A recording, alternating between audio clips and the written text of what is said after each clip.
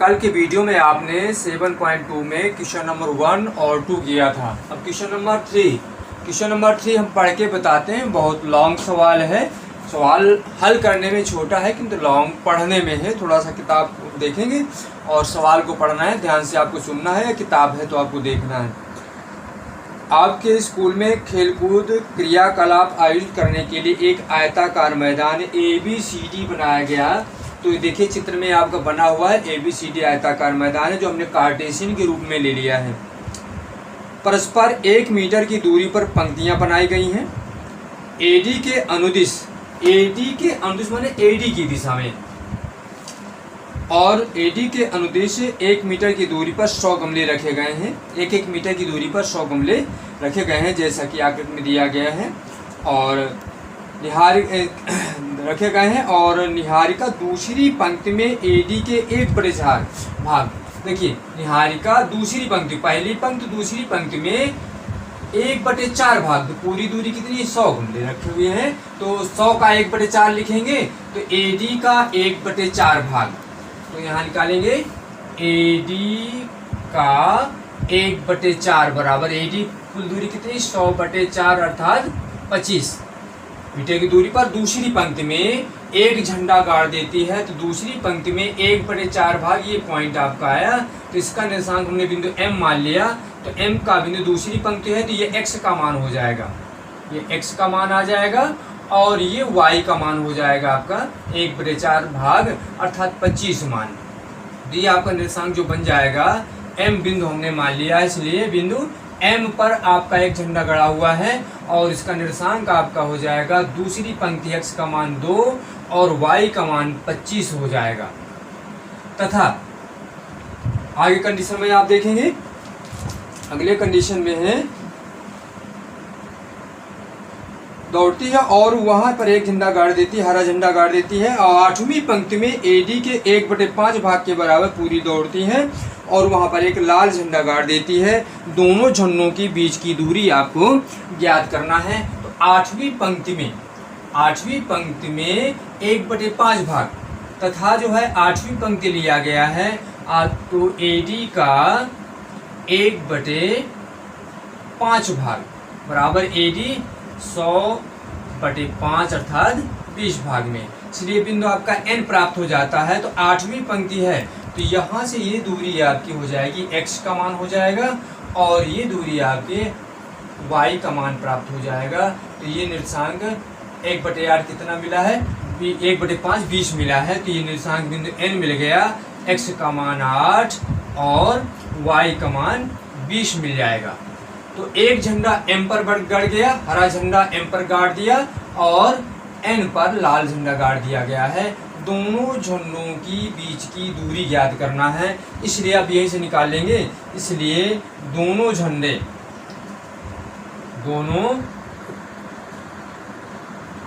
झंडों की दूरी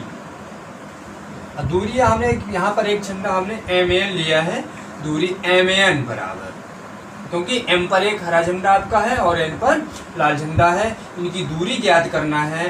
दूरी ज्ञात करने के लिए हम सूत्र, दो बिंदुओं के बीच की दूरी का सूत्र लगा लेते हैं, और ये आपका X1 पॉइंट हो जाएगा, और ये X2 हो जाएगा, ये Y1 और ये Y2 निकालेंगे आप। X1 Y1 X2 Y2, X1 Y1 X2 Y2, और ये दूरी निकालेंगे X1 माइनस X2 का होल स्क्वायर, तो X1 X2, तो X2 बड़ा है तो 8 - 2 का स्क्वायर, और plus Y1 minus Y2, Y1 बड़ा है तो Y1 से ही घटा देते हैं, 25 - 20 का होल स्क्वायर। याद रखिए कि X1 माइनस X2 लिखे या X2 माइनस X1, कोई अंतर होने वाला नहीं है। Y1 माइनस Y2 लिखे, Y2 माइनस Y1 लिखे, कोई अंतर नहीं आएगा।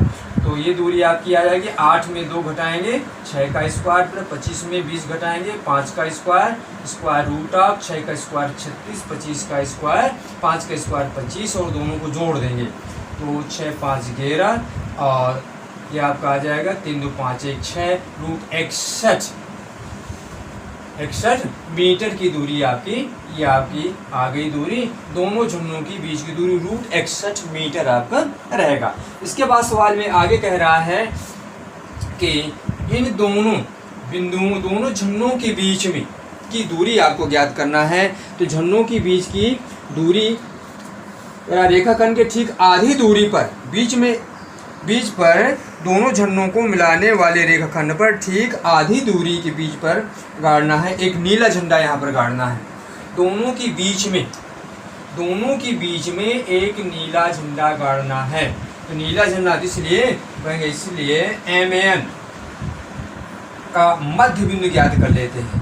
MN का मध्य बिंदु ज्ञात करेंगे। तो मध्य बिंदु कैसे निकालते हैं? x1 प्लस x2 बटे 2 कामा y1 प्लस y2 बटे 2, इस तरह करके आप निकालेंगे। तो बिंदु M आपका मिल गया है x1 y1 x2 y2। तो x1 कितना है आपका? x1 2 है और x2 क्या है? 8 है पूरे का बटा 2। y1 कितना है? 25 है प्लस y2 कितना है? 20 है और पूरे का बटा 2। इस प्रकार हम मध्य बिंदु निकालेंगे। तो 8 2 10 बटे 2 कामा 25 और 20 45 बटे 2।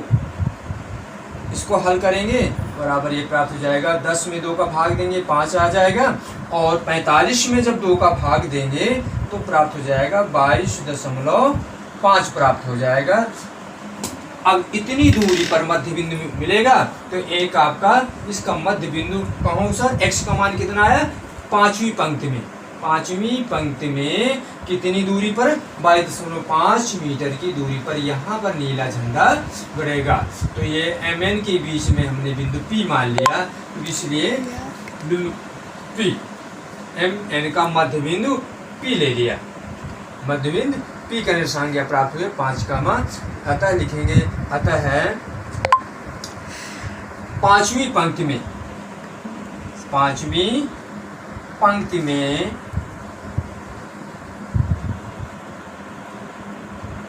45/2 मीटर की ऊंचाई पर AB के ऊपर 45/2 बराबर 22.5 मीटर की ऊंचाई पर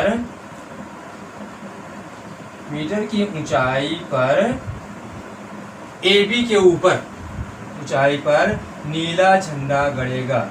नीला झंडा गाड़ा जाएगा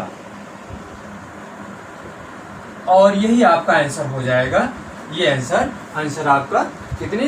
x 5वीं पंक्ति में इतनी मीटर ऊंचाई पर यहाँ पर आपका नीला झंडा बिंदु P पर गाड़ा जाएगा। तो ये आपका ये आंसर हो गया। तो आप उस सवाल को ध्यान से पढ़ना है और सॉल्व करना है। क्वेश्चन नंबर 4 देखेंगे बच्चों। A और B दो बिंदु हैं। बिंदु A का निर्देशांक दिया -3, 10 और दूसरा बिंदु है जिसे हमने B मान लिया है 6, -8। इन दोनों बिंदुओं को मिलाने वाली रेखा पर एक बिंदु लिया है -1, 6 जिसे हमने P बिंदु मान लिया है। यह किस अनुपात में AB रेखा को विभाजित करती है? तो हमने मान लिया कि बिंदु P रेखा AB को M और N अनुपात में विभाजित करती है। बच्चों आपको ये रख लेना है, ये x1 y1 और ये x2 y2, ये आपने रख लिया x1 y1 x2 y2। और ये आपका मध्य बिंदु, इस मध्य बिंदु न करके अंतर विभाजन बिंदु का भुज हो गया और ये कोटि हो गया। तो अंतर विभाजन बिंदु का भुज और कोटि मान लेते हैं। इसलिए सूत्र लगाएंगे, अंतः AB के अंतर विभाजन बिंदु, AB के अंतः विभाजन बिंदु P का भुज का सूत्र आप लगाते हैं। भुज बराबर mx2 plus nx1 whole upon m plus n, ये सूत्र लगाते हैं। भुज का मान x का मान, ये आपका x का मान -1 है, तो -1 इज इक्वल m x2। अब देखिए x2 आपका कितना है? 6 है, 6 प्लस n x1 देखिए कितना -3 है, ये -3 रखेंगे पूरे का बटा m प्लस n रखेंगे। इसका यहाँ गुणा करेंगे -1 के साथ, तो दोनों में माइनस आ जाएगा। -m -n is equal 6m और -3n n को एक तरफ कर लो, m को एक तरफ कर लेते हैं, तो m को इसको ले जाएंगे तो ये माइनस का हो जाएगा और ये प्लस का हो जाएगा। तो 3n, n को इधर लाए प्लस का हो जाएगा minus n is equal 6m, और ये जाएगा इधर तो प्लस का हो जाएगा m, ये हो जाएगा 2n बराबर 7m।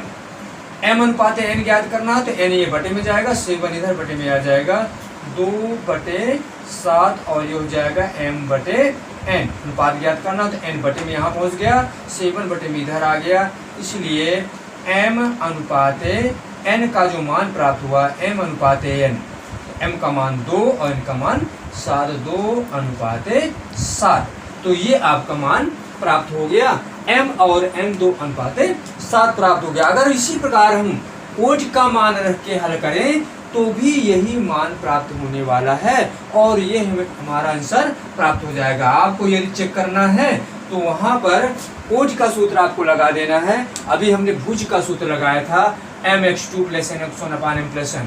अगर मान लीजिए आप इसका कोटि का लगाना चाहते हैं तो कोटि my2 + ny1/m+n लगा दीजिए और कोटि की जगह में 6 रखेंगे और वैल्यू बाकी वही आप रखकर हल करेंगे तो वहाँ भी यही मान प्राप्त होने वाला है। तो इसे आप लोग करेंगे, दूसरा पॉइंट कर सकते हैं चेक करने के लिए, उस आपका आंसर यही आ गया, m और n का अनुपात कितना आया, 2:7 हो जाएगा। क्वेश्चन नंबर 5 को हम पढ़ते हैं, आप ध्यान से सुनेंगे। वह अनुपात ज्ञात कीजिए जिसमें बिंदुओं a 1, -5 और b -4, को मिलाने वाला रेखाखंड x अक्ष से विभाजित होता है। इस विभाजन बिंदु के निर्देशांक भी ज्ञात कीजिए। तो बच्चों ध्यान देंगे, बिंदु A है 1, -5 और बिंदु B है -4, 5, इसको हमने मिला दिया रेखाखंड। एक रेखाखंड इसको x अक्ष में विभाजित करता है, तो एक रेखाखंड मान लीजिए बिंदु P पर x अक्ष में विभाजित करता है। जब x अक्ष में विभाजित करेगा तो y का मान 0 रहेगा, x का मान कुछ भी आएगा, तो x का मान आपने x रख दिया और y का मान 0 प्राप्त हो जाएगा। और किस अनुपात में, तो मान लीजिए m और n अनुपात में इसको विभाजित करता है, तो यहाँ भी आपने इसको m और n अनुपात में विभाजित करता है ये मान लेते हैं।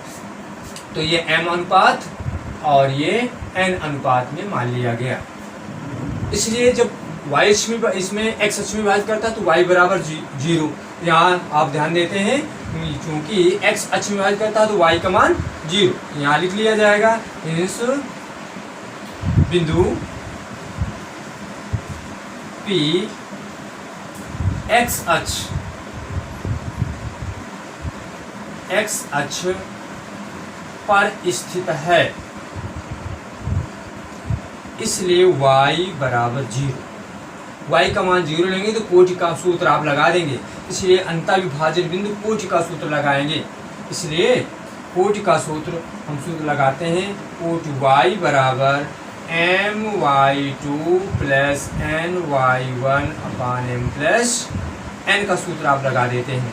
तो यहाँ से देखिए y बराबर 0 रखेंगे, ये 0 आपने रख दिया, m का मान ज्यों कहते हो, y2 देखिए x1 y1 x2 y2 कितना है 5 प्लस n y1 तो x1 y1 -5 और बटे में m प्लस n, इसको यहाँ गुणा करेंगे 0 हो जाएगा, तो यह आ जाएगा m प्लस n का गुणा 0 में करेंगे 0 प्राप्त हो गया, 5m - 5n हो जाएगा, -5n तो यहाँ लाएंगे प्लस का हो जाएगा, तो 5n = 5m प्राप्त हो जाएगा।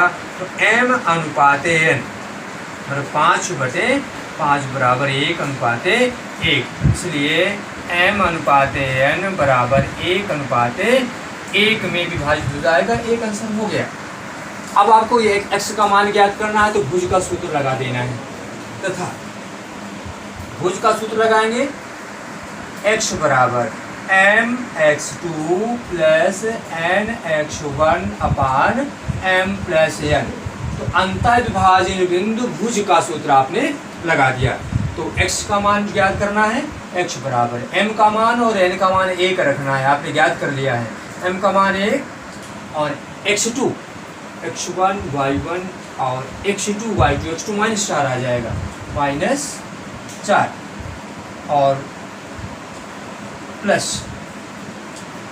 आप लिखेंगे n का मान 1, तो mx2 प्लस nx1, x1 कितना है 1 है, और पूरे का बटा m + 1, तो 1 धन 1, m भी 1 है n भी 1 है, ये आपका ज्ञात हो गया है।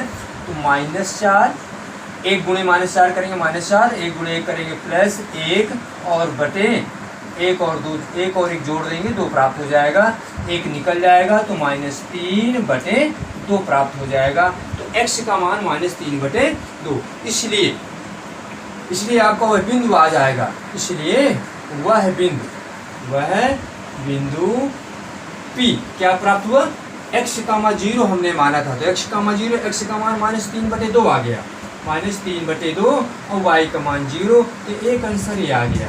तो एक आंसर आपका ये प्राप्त हो गया, एक आंसर ये प्राप्त हो गया। तो वही बिंदु क्या होगा, -3/2 0 और m और n का जो अनुपात है 1:1, ये आपके आंसर प्राप्त हो जाएंगे।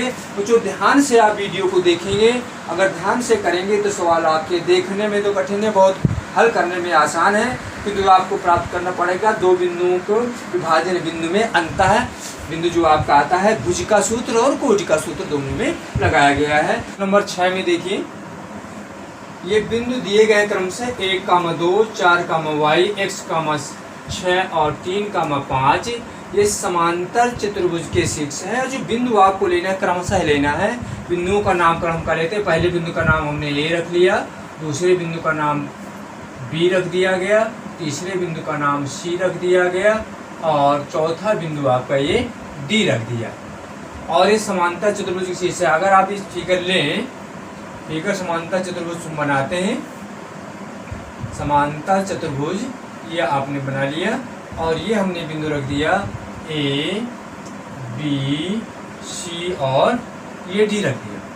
A, B, C, D पहला बिंदु आपने 1,2, दूसरा बिंदु 4,y, तीसरा बिंदु x, 6 और चौथा बिंदु है आपका 3,5 ये ले लिया गया है।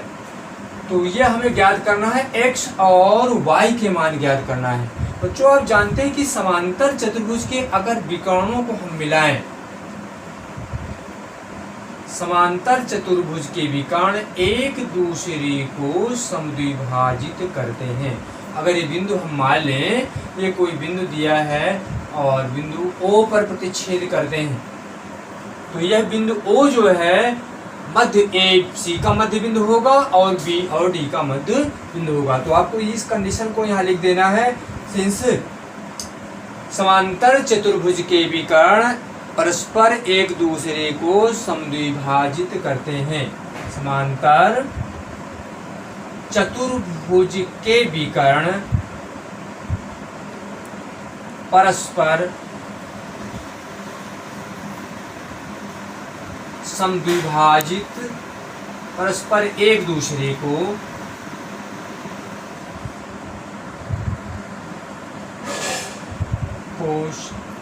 समद्विभाजित करते हैं, समद्विभाजित करते हैं। इस बात को आपको ध्यान में रखना होगा।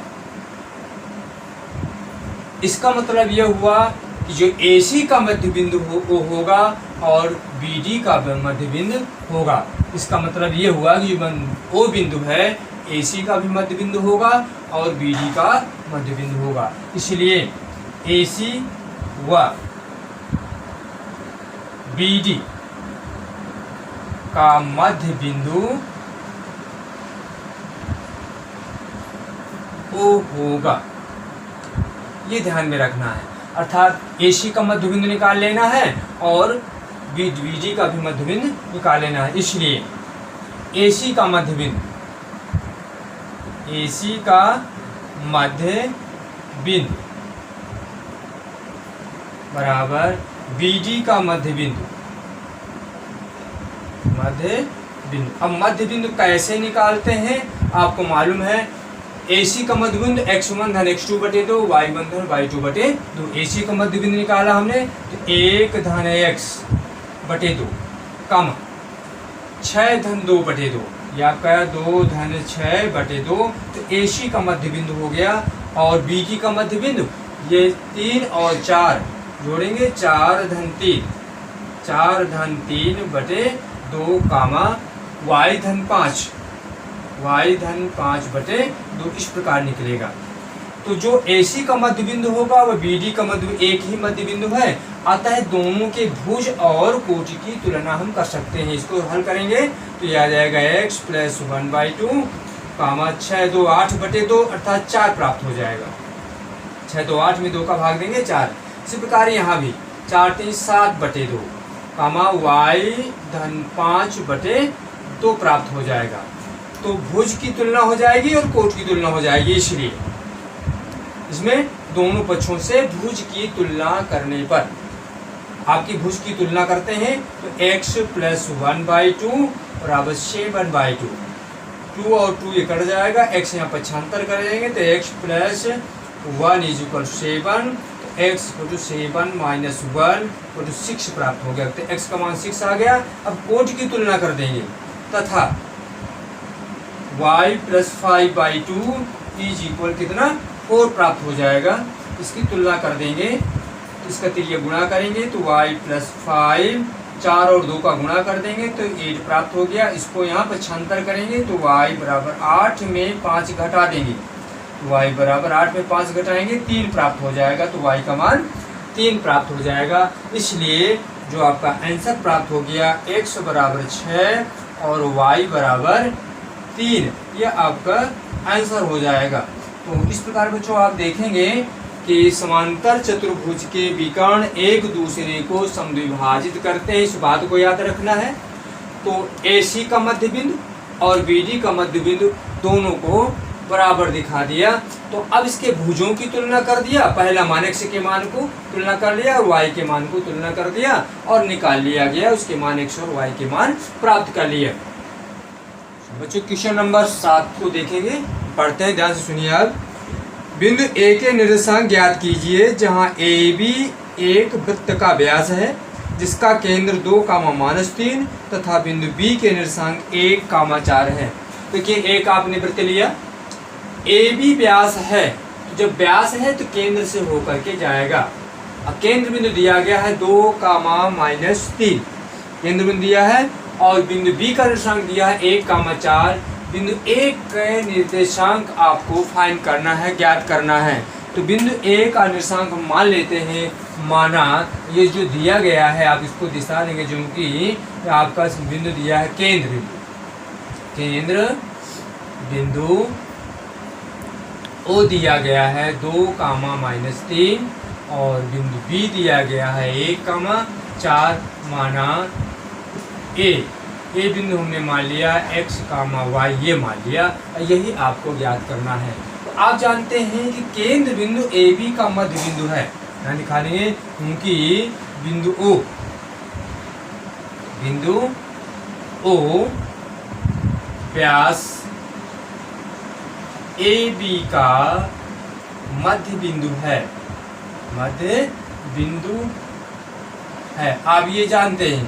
OA त्रिज्या होगी, OB त्रिज्या होगी, तो O क्या है, जो केंद्र बिंदु है व्यास का मध्य बिंदु होता है। तो मध्य बिंदु का निर्देशांक आपको ज्ञात है, तो मध्य बिंदु का भुज दिया है और ये आपने मान रखा है, इसलिए मध्य बिंदु का भुज, आपका मध्य बिंदु निकाल लेते हैं। मध्य बिंदु का भुज, मध्य बिंदु का भुज बराबर x1 प्लस x2 बटे 2, ये निकालेंगे। भुज कितना है, 2 है और x1 तो x का मान हमने माना, इसको x, y माना, तो x1 कितना है, x है और ये आपका x2 कितना है, 1 है। तो x1 की जगह में आप x रखेंगे और x2 की जगह में 1 रखेंगे और बटे 2 का यहाँ तो गुणा करेंगे 4 हो जाएगा। x प्लस 1 1 को यहाँ घटा देंगे तो x बराबर 4 में 1 घट जाएगा, 3 प्राप्त हो जाएगा। x बराबर 3 आ जाएगा तथा कोट निकाल देना है, तथा कोट मध्य बिंदु का कोटि, तो कोटि का सूत्र आप लगाएंगे तो कोटि बराबर y1 धन y2 बटे 2। कोट कितना दिया हुआ है, -3 दिया हुआ है, -3। y1 की जगह में y है और प्लस y2 की जगह में 4 दिया हुआ है, 4/2, 2 का यहाँ गुणा करेंगे तो -6 हो जाएगा, y + 4 हो जाएगा, 4 को यहाँ पक्षांतर करेंगे तो -6 - 4 तो y की जो वैल्यू आ जाएगी, ये दोनों माइनस के जुड़ जाएंगे, -10 प्राप्त हो जाएगा। इसलिए आपका बिंदु ए प्राप्त हो गया। बिंदु ए का निशान कितना मिल गया आपका, x और y, तो x का मान 3 और y का मान -10, 3 -10, और यही आपका आंसर हो जाएगा। इस प्रकार आपने जो देखा कि एक दिए गए वृत्त के व्यास के 2 सिरों में एक सिरा मालूम था और केंद्र बिंदु मालूम था, तो केंद्र बिंदु व्यास का मध्य बिंदु होता है, और इसका निशान का आपने XY मान करके मध्य बिंदु का भुज और कोट का सूत्र लगा दिया और आपने बिंदु ए को प्राप्त कर लिया। ए कितना प्राप्त हुआ, 3 -10। ध्यान से आप इसको हल करें, वीडियो को लाइक करते रहें और चैनल को सब्सक्राइब करते रहें, और अपनी समस्याओं को भी रखते रहें। सवाल जब लगाएंगे, समस्याएं आती हैं, उन्हें रखते रहिए और उन सवालों का अभ्यास करते रहिए।